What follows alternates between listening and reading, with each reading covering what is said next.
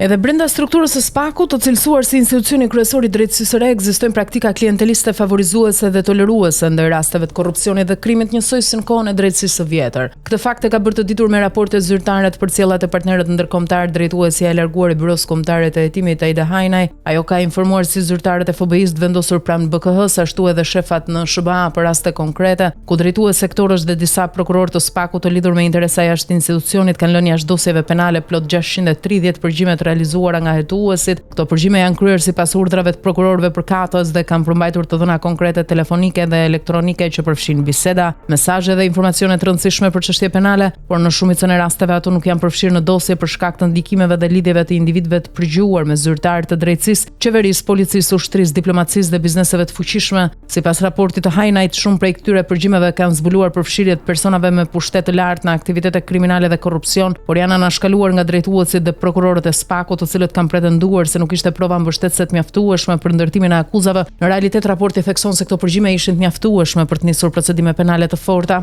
Në disa raste përgjimet janë fshirë me justifikimin se mungonin prova të tjera shtesë. Në raste të tjera ato janë përdorur për shantazhe dhe pazare nëpërmjet ndërmjetësve të lidhur me strukturat e larta të pushtetit dhe drejtësisë. Raporti zbulon gjithashtu se përgjimet janë shfrytzuar si mjet për të mbajtur nën kontroll individ të rëndësishëm që ndryshe nuk do të përballeshin me drejtësinë. Ky skandal përveç se është denoncuar pranë shefave të FBI-s, është bërë ditur edhe vetë kreu të SPAK-ut Altin Dumani, të cilin Aida Hajnaj e ka përfshirë në raport si bashkëpunëtor në qokat dhe pazaret e fshehjes së këtyre përgjimeve, së bashku me një grup prokurorësh të caktuar brenda institucionit të SPAK-ut.